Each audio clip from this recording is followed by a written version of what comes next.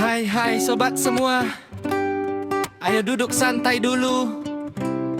Saya yang namanya Bang Desa mau ceritain tentang perangkat desa nih.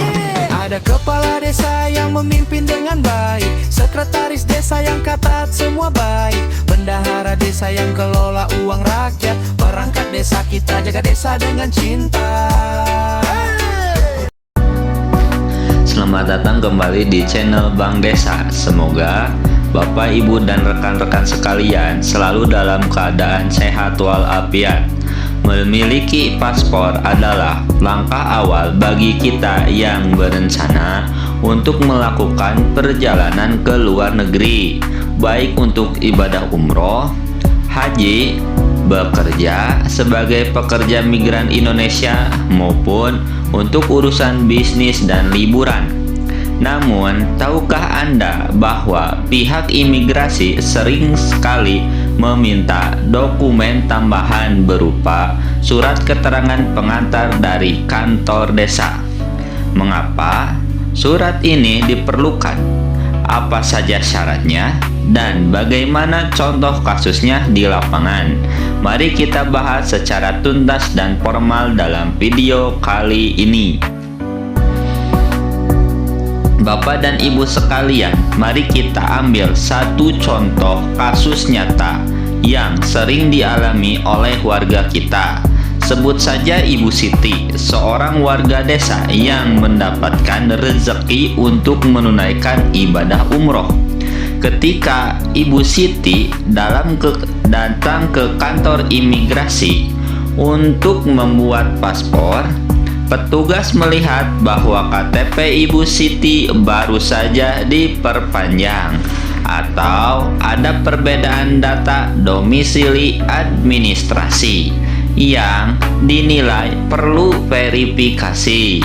Untuk memastikan bahwa Ibu Siti benaran warga lokal yang beritikat baik dan mencegah hal-hal seperti tindak pidana perdagangan orang atau TPPO, petugas imigrasi meminta Ibu Siti melampirkan surat keterangan dari kepala desa.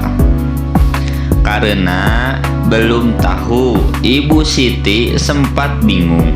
Padahal mengurus surat pengantar ini di kantor desa sangatlah mudah jika kita memahami prosedurnya. Surat keterangan ini adalah dokumen resmi yang diterbitkan oleh pemerintah desa atau kelurahan atas permintaan warga. Fungsi utamanya adalah sebagai dokumen pendukung resmi yang menyatakan bahwa nama yang bersangkutan adalah benar warga yang tinggal di desa tersebut, memiliki kelakuan baik, dan mengajukan permohonan paspor untuk tujuan yang jelas dan sah seperti ibadah atau bekerja. Agar proses di kantor desa berjalan dengan cepat, silakan Bapak dan Ibu siapkan dokumen-dokumen pendukung berikut di dalam satu map. 1. Fotokopi kartu tanda penduduk atau KTP dan kartu keluarga atau KK pemohon. 2. Surat pengantar asli dari ketua RT dan RW setempat. 3. Dokumen pendukung tujuan. Jika untuk umroh atau haji, lampirkan surat rekomendasi atau surat keterangan dari travel perjalanan umroh resmi. Jika untuk bekerja di luar negeri, lampirkan surat rekomendasi dari Dinas Tenaga Kerja atau agensi penyalur resmi atau P3MI. 4. Fotokopi akta kelahiran, ijazah atau buku nikah sebagai data pencocokan nama. Alur pengurusannya sangat sistematis rekan-rekan sekalian. Langkah pertama, datangi ketua RT dan RW di lingkungan tempat tinggal Anda untuk meminta surat pengantar pembuatan paspor. Langkah kedua, bawalah surat pengantar tersebut beserta berkas pendukung seperti surat dari travel umroh Ibu Siti tadi ke kantor desa. Langkah ketiga, serahkan berkas ke petugas loket pelayanan desa. Petugas akan memverifikasi kesesuaian data Anda. Setelah dinyatakan lengkap, surat keterangan pengantar paspor akan ditandatangani oleh kepala desa dan dibubuhi stempel resmi. Umumnya, proses ini bisa selesai hari itu juga jika kepala desa berada di tempat.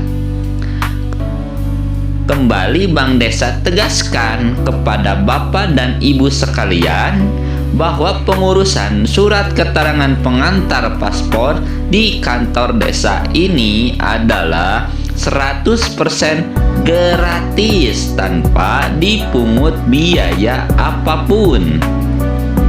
Surat pengantar ini biasanya memiliki masa berlaku antara 1 hingga 3 bulan saja.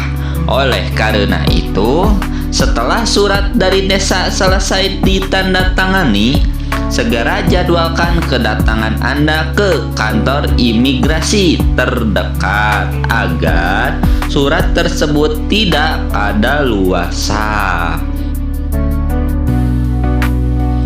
Mempersiapkan dokumen administrasi dengan benar bukan hanya mempermudah urusan kita di kantor imigrasi, tetapi juga memberikan perlindungan hukum bagi kita selama berada di luar negeri kelak. Belajar dari kasus Ibu Siti, mari kita urus segala dokumen kedesaan secara mandiri dan jauh-jauh hari. Jika Bapak, Ibu, atau rekan-rekan sekalian memiliki pertanyaan seputar prosedur ini, silahkan tuliskan di kolom komentar di bawah. Jangan lupa menekan tombol like, bagikan video ini kepada kerabat yang berencana ke luar negeri, dan subscribe channel Bank Desa agar tidak ketinggalan informasi edukasi lainnya.